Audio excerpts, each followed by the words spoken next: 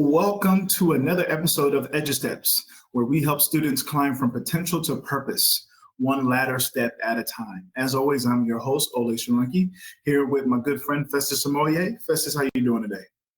Excellent. Doing really well. Wonderful. And we're also blessed to have with us the good doc, Dr. J, Jamarc Crawford. How you doing today, sir? I'm doing great, man. Thank you guys for having me.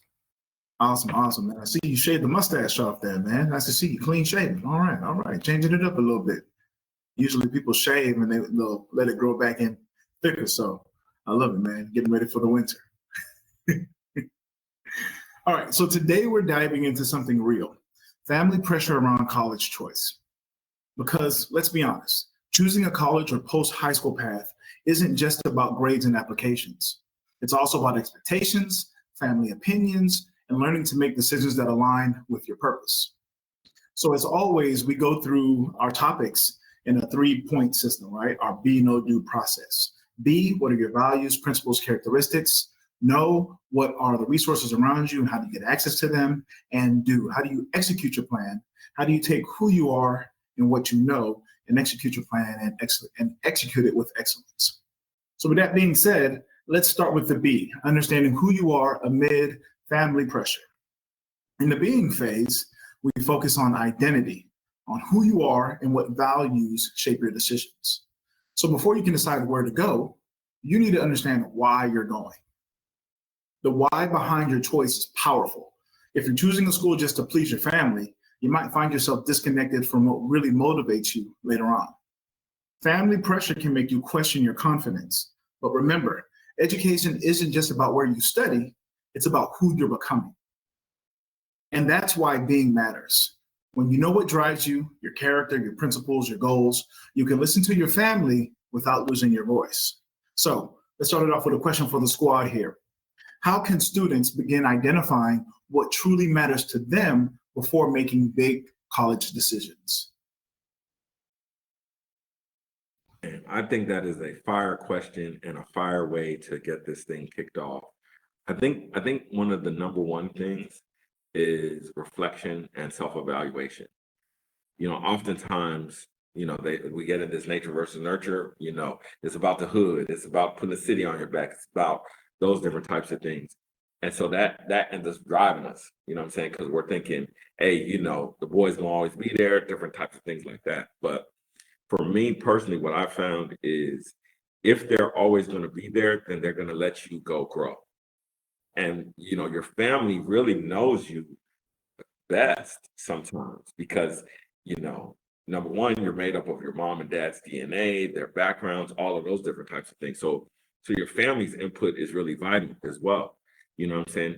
But there's things we pick up from our environment that sometimes are really good and then sometimes aren't so good. And so that's why I think, kind of sitting down and doing some self-reflection of saying, hey, my dad is saying do this. My mom is saying do this. Why are they saying that? Why are they saying these things? And, kind of journaling it out, so that you can really reflect and not just be moved. And then that way that could also guide your conversations with those people, whether it's friends, whether it's family, you're able to guide those conversations better rather than just be like, I hate you, Mom. You know what I'm saying? Like, so yeah. Yeah, I would definitely add on to what Festus was saying, especially about the journaling and writing down. I would say creating some sort of visual, especially about the things that matter to you. So that way we could have it written down while you're going through those things. Like, okay, what are the things that matters the most to me? What are the core values, the things that are non-negotiables and things of that nature? Then when you create that list and whatever decision that needs to be made, that can help you make an informed decision. Does this choice align with, at this point in my life, what I said matters to me the most, or these core values that are non-negotiables? That can definitely help when making a decision.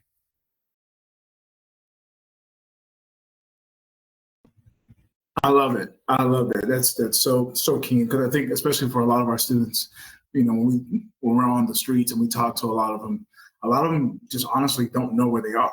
It's like they've never been introduced to themselves. They've never been asked those questions that start to delve into who they really are.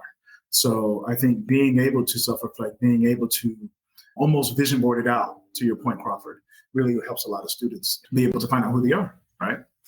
My next question, I'm going to add on to this. How can students respectfully, when they do find themselves, when they do find that path, that journey that they want to start on, how can students respectfully express their values and goals when their family's expectations differ, right? Because a lot of times, especially if you have like an authoritarian type of parent that's like, you're going to do this no matter what, no matter what, you're going to do this.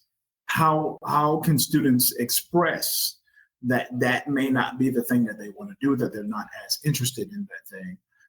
It doesn't fit with their values, it doesn't fit with their goals, when what their family is expecting from them is a little different or very different. And it's funny that you brought this up, because one of our sons, our oldest, he loves to talk about Godzilla. And as a parent, I'm just like, get that Godzilla conversation out of here. But he's expressing what's important to him and what's valuable to him. And that's the thing that's really hard, is that as a parent, sometimes you're thinking, and don't get me wrong, you do know what's best for your child, because there's certain things that they're not aware of. They don't even have the capacity to comprehend. And so there's this tension of like listening to your child versus reality. And I think one of the things is, if from a kid's standpoint, is you got to tap into some things your parents care about too. So if you start, is it different from starting a conversation with saying, Dad, I don't want to be a doctor, from saying, Dad, I've thought about what you said about being a doctor. Now, here's my takeaways. It's different if you start a conversation and say, especially I think right now, one of the big conversations is, should you go to college or should you, go blue collar? You know what I'm saying? Should you be a plumber, be an electrician, all of those things? And so sometimes parents don't want to hear that. You know what I'm saying? And I think it's a subset of parents who have not moved beyond the traditional methods and methodologies of education, that, that might need to hear that conversation of, hey, mom, dad, uncle, whoever it is that's that authority figure, I've thought about what you said about college, and I know education's for me, but maybe a four-year traditional education isn't. Here's what I was thinking. That conversation hits different, and it kind of slaps compared to a conversation be like, you didn't listen to me about Pokemon, so I'm just not going to, I'm not going to be a doctor. You know what I'm saying? That type of thing.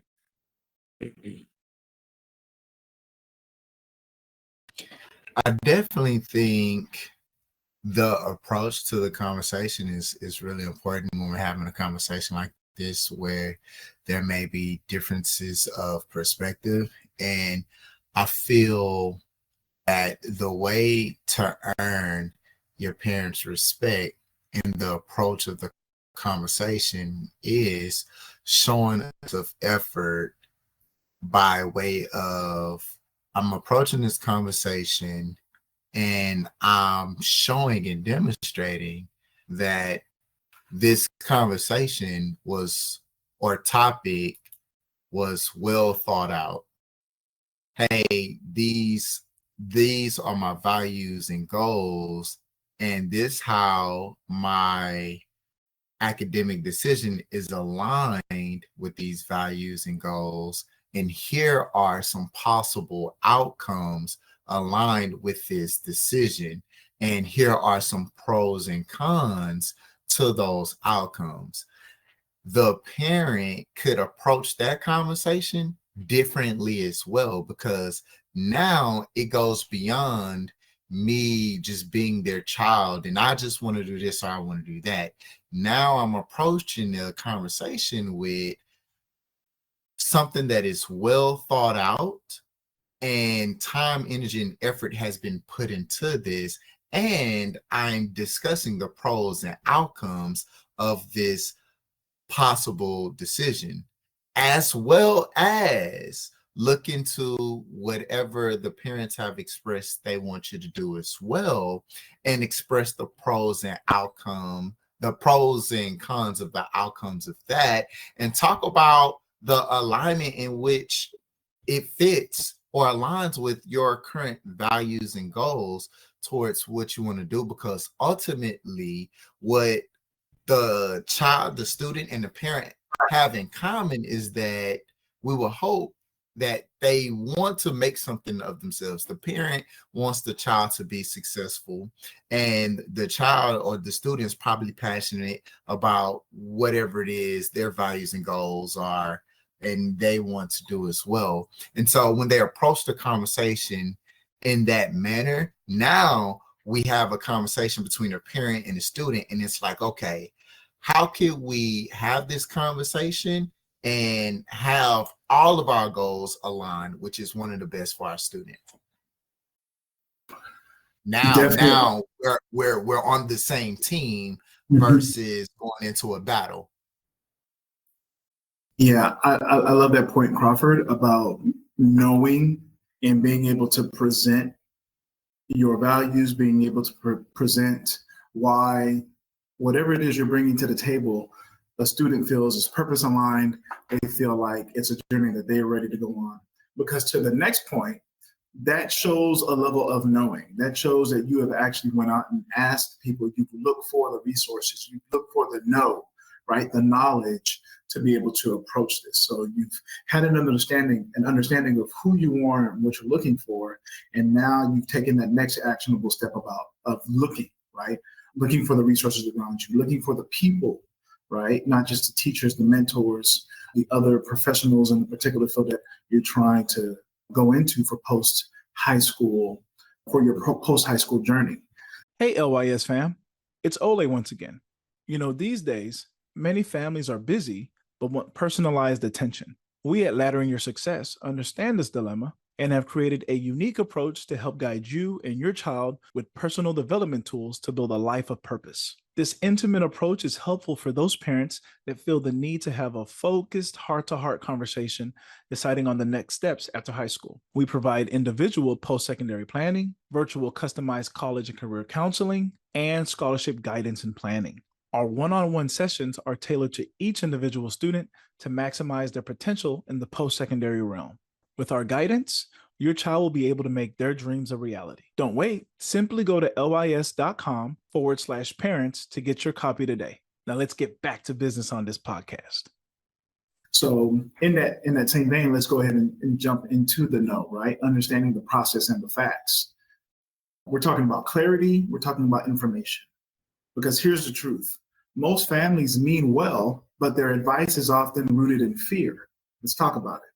Fear of debt, fear of failure, fear of uncertainty. And a lot of times that data shows why, right? If you look at some of the stats from the National Center for Education Statistics, it says that 67% of students say that cost is the most important factor in choosing a college. 74% say academic quality and programs are just as crucial. So that's why it's just as important to know what matters to you. When you understand your financial situation, your career goals, and your desired environment, you can filter out the noise and make choices grounded in facts, not fear. It's also about mentorship, finding people who can guide you beyond what you or your family knows.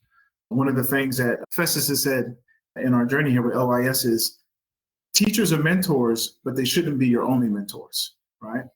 So this is where mentorship, research, and real data come together. That's why I said I love your point, Crawford. So another question for the squad here. What do you think are the most misunderstood factors about choosing the right college or career path?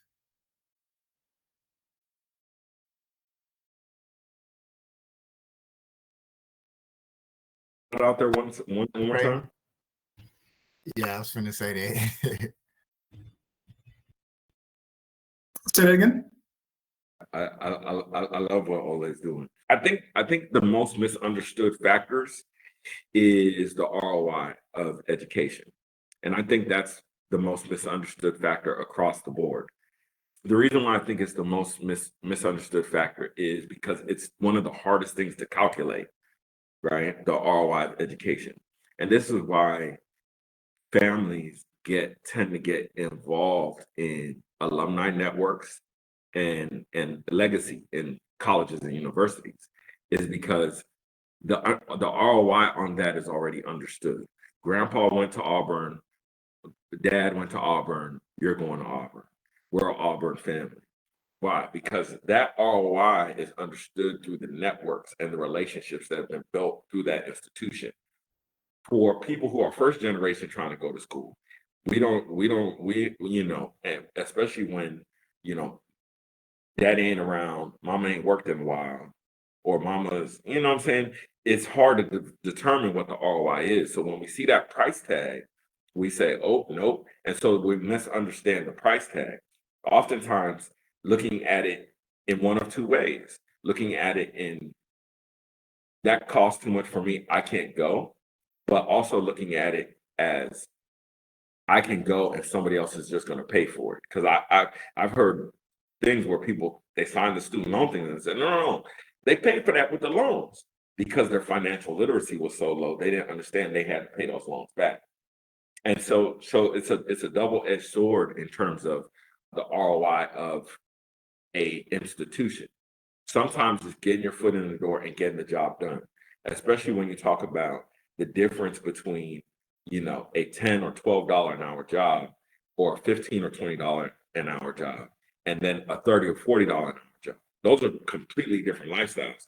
And oftentimes, from an individual perspective, when you're coming out of the hood, you got it out the mud, you end up having to finance everybody else's hopes, dreams, and aspirations.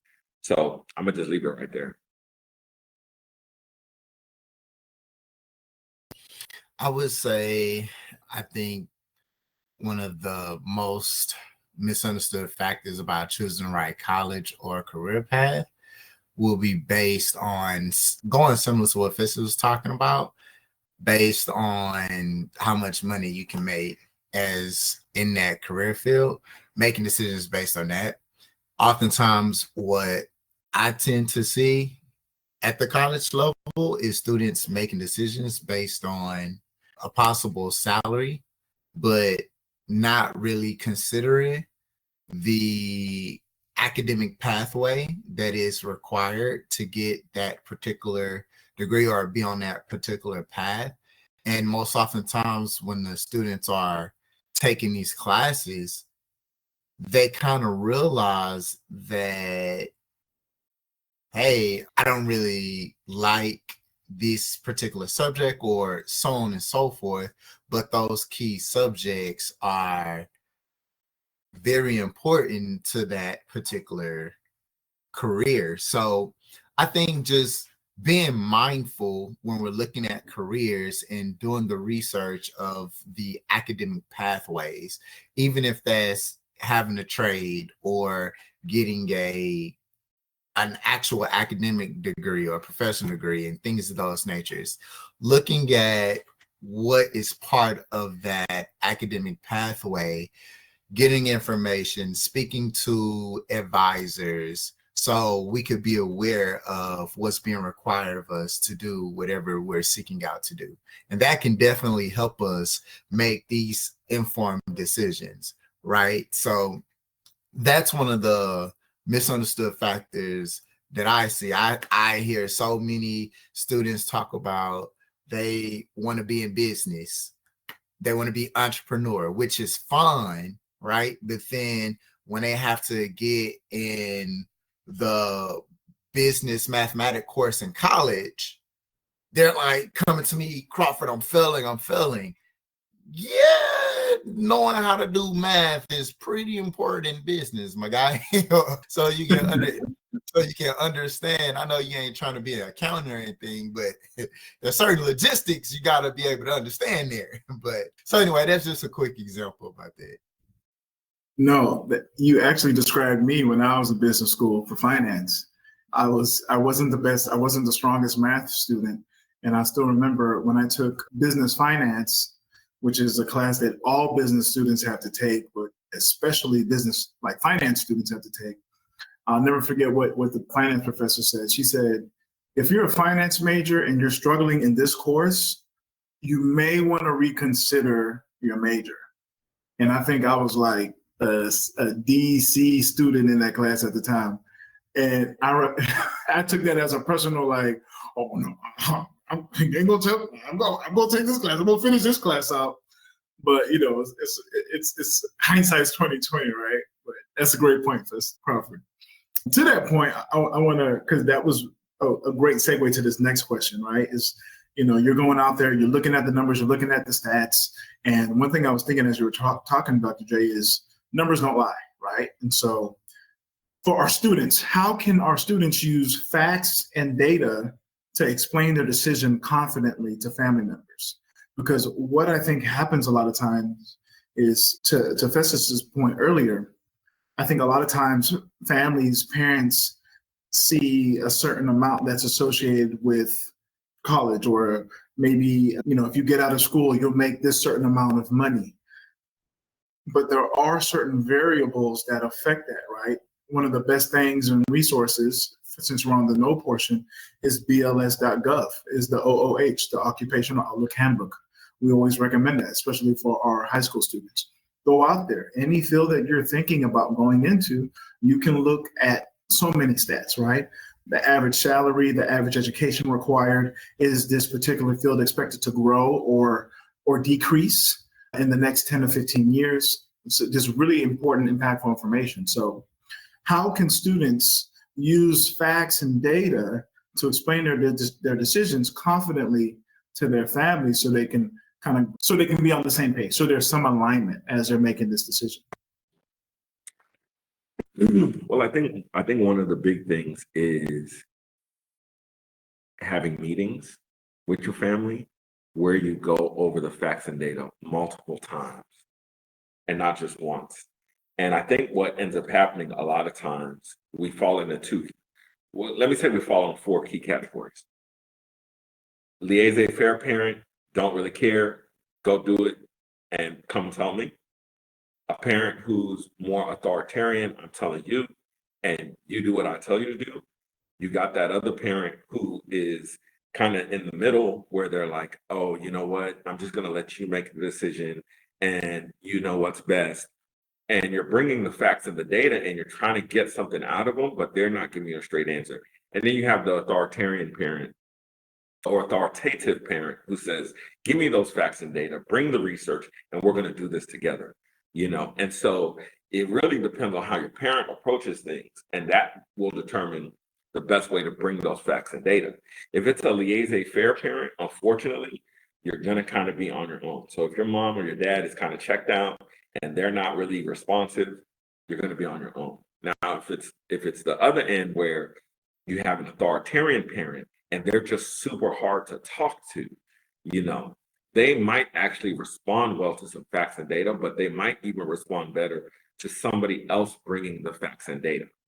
So that's a thing where you could say, hey, we're having college night, or hey, we're having meet the teacher, or something like that, where you could say, hey, let me slide these facts and data in with what you're picking up tonight. You know, I got this too, you know, and then let them make the decision and then come back to you, right? But if you're dealing with one of those two parents in the middle, where maybe they're a little bit soft and they're not really going to be as involved, but they're letting you make the decisions, that's kind of sometimes where you have to sit down, look your parents in the eye and say, hey, I need your help. I need your input, you know, and then that way they could say, oh, okay, kind of have that wake up call moment. Because again, relationships are hard. Parents are busy. They're working, some of them 2-3 jobs.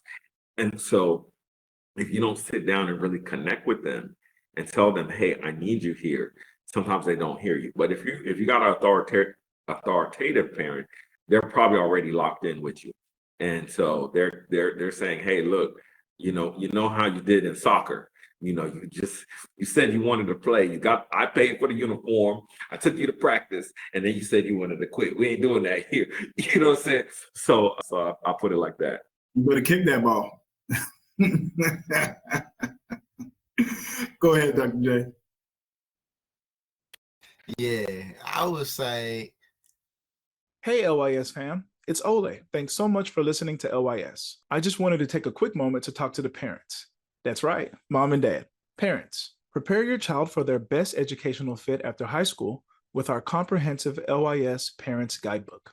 Our helpful guide includes a range of activities designed to help you better understand your child's unique gifts and abilities. Additionally, we provide valuable insights into the student loan debt crisis and offer practical tips on how to avoid accumulating large amounts of debt. Our ebook also includes a wealth of information on scholarships, grants, and payment exemptions that can help guide your child towards a bright and successful future. With our expert guidance, you can rest assured that your child is well prepared to make informed decisions about their education and career path. Don't let your child's future be in jeopardy. Invest in their future today by downloading the LYS Parents Guidebook. Simply go to lys.com/parents to get your copy today.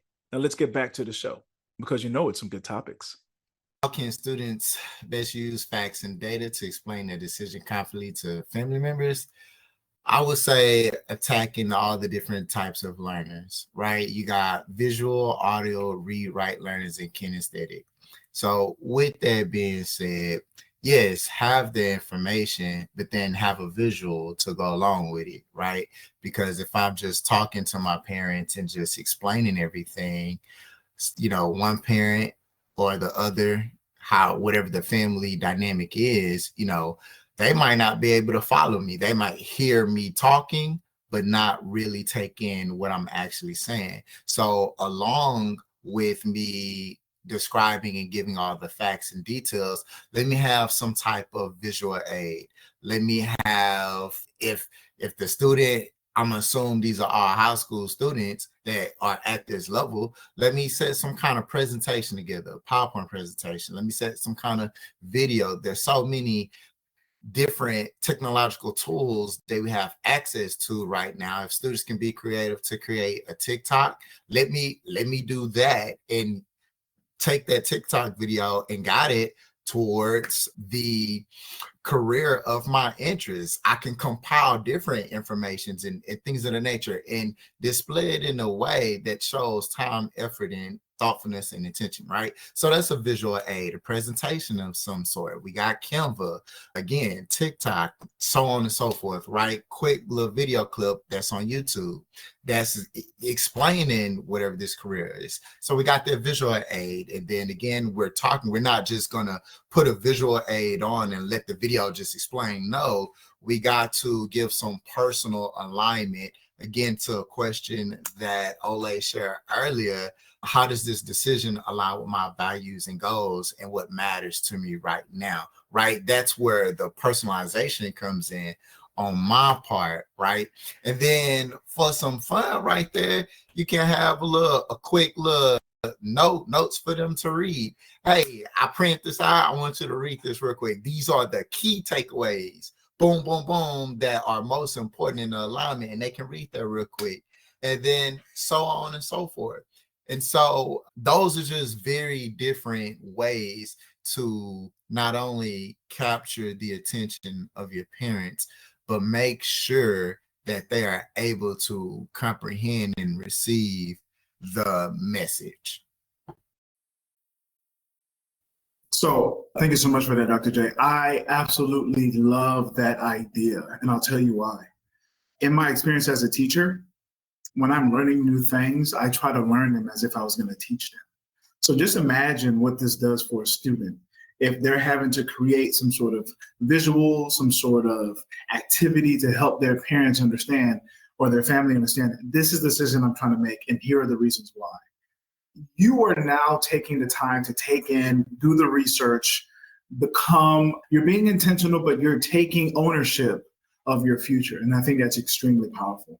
And then on top of that, you're also allowing yourself to take in this information that you're going to be giving back out to your family. So I think during that process, it's really going to help you sink or swim in regards to being able to say, this is something you're really, really for, or something you're really against, or as you realize, maybe this isn't something I really want to do.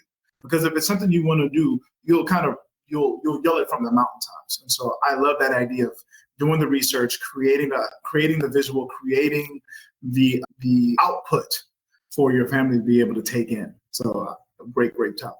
Great response. I love that. So now we're in the doing phase. This is where we take who we are, what we know, and execute with excellence, right? So this is where we turn clarity into confident action. This is where students must gap the bridge, between what they know and what they do. You might know your dream school or program, but doing means creating a plan that respects your family's perspective while protecting your own vision. John Dewey said the goal of education is to enable individuals to continue their education. Doing is about planning, persistence, and execution, all very, very important for success. And so here are some things that students can do when facing family pressure. First thing, communicate, don't confront. Begin with empathy. I understand why you want me close to home, right? I understand why you want me close to home, or I understand why you want me to go to this particular school. That's how you start to lower tension with your family. Also, ask a mentor if you're having trouble understanding why your parents feel a certain way about a certain decision regarding your future, right? Ask that mentor, what do you think they're thinking, right? Prepare your data. That's the next thing. We talked about that already, right? Bring receipts, graduation rates, scholarship details, and post-grad job data, right? For example, the Best Colleges 2024 survey found that 53% of students prioritize affordability, while 39% prioritize career outcomes. Third thing, seek alignment, not approval. The goal is not to win an argument, it's to build mutual understanding, right? And next, plan the next steps. Apply for scholarships early, schedule campus visits, and keep mentors updated on your decisions. So with that being said, for the squad, what are some healthy, actionable ways students can include family in their college decision without losing control of it?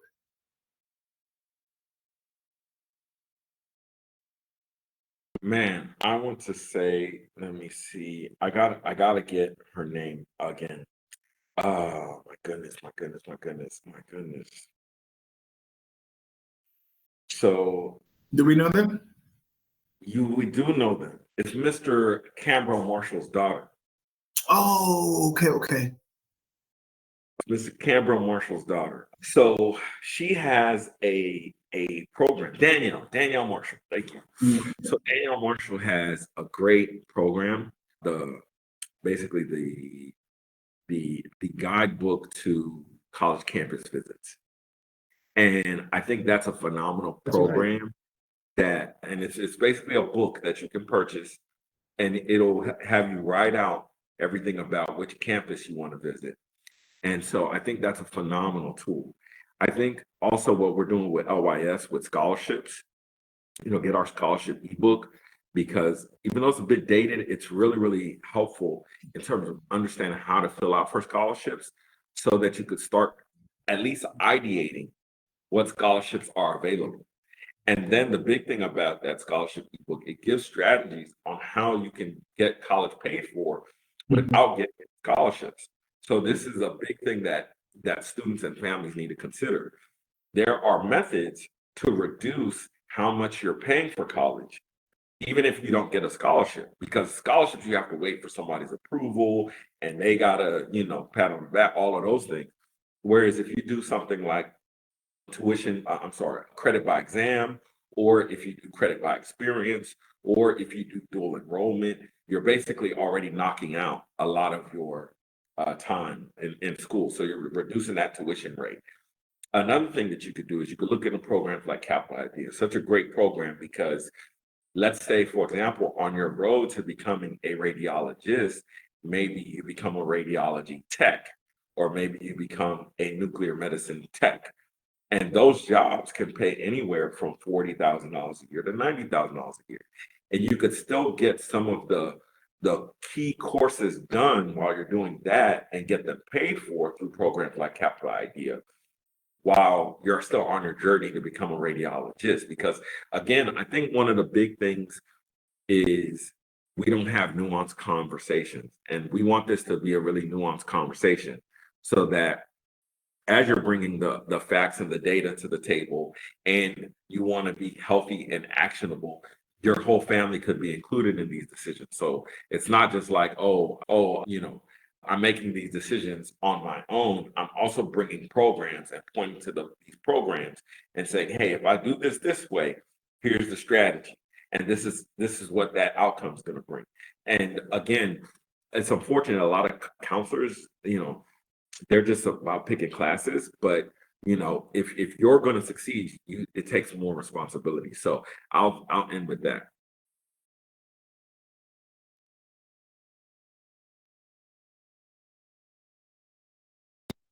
Yeah, I think, again, going along with what Festus shared, I would say just including your family in all the different college informationals that's going on your high school campus, or if the schools have campus visits and things of that nature, you want to go, just keep your parents in the loop and invite them to go with you to all those different informationals at the high school and at the different college campuses as well, and including a range of colleges, though, so you can show that, hey, you're open to whatever they're saying. Is like you're open to hear the information about the colleges that they want you to go to, just like you're expecting them to be open to the information of the colleges that maybe you want to go to as well. And I think a great thing is to be an example of what you want from your parents. So if you want them to be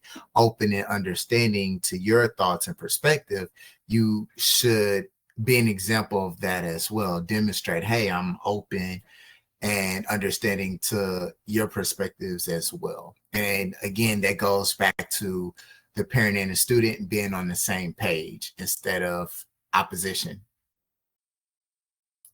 I love it. Wonderful, wonderful tips there.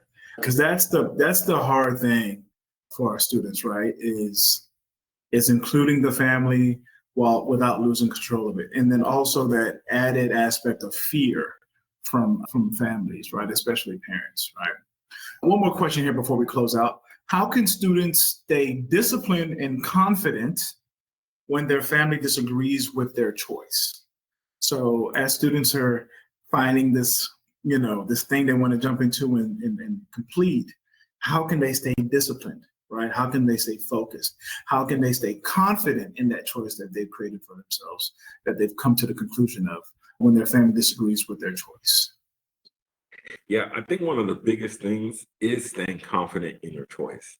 And so this is where a couple different elements come in place. Number one, we talked about it, is the facts and the data. Okay, the facts and data are very good. Another thing to consider is what we call the trend. So if you see an economic trend happening, right? So one of the economic trends that's happening is AI. But another undercurrent of that economic trend that's happening is the shift towards blue collar.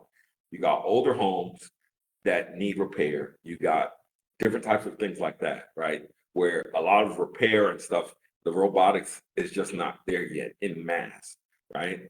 Then you have another shift that's happening of rural versus to the city. A lot of younger people want to live in the city, but a lot of millennials are saying, man, I'm kind of sick of the city living. If I could work remote and live 30 minutes or an hour outside the city, I would much rather do that. And so you got to look at those trends of where you're going to work and not just the data of where you're going to go to school. And so I would say the last thing is this where the faith element comes in. And so this is so essential to being, this is why you have to know who you are. You have to know what you're capable of. You have to know what you're going to finish, because it's not about going to school, it's about finishing.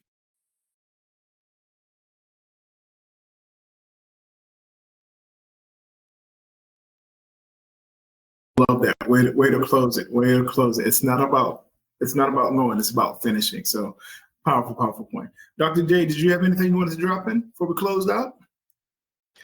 No, I think Festus killed it with that sentiment. Definitely. So folks, remember, the Be No Do process is all about progression, becoming who you are, knowing what you need, and doing what it takes to achieve your goals. Family opinions matter, but so does your individuality. When you be true to yourself, know the facts, and do the work, you build the foundation for a life of purpose, not pressure.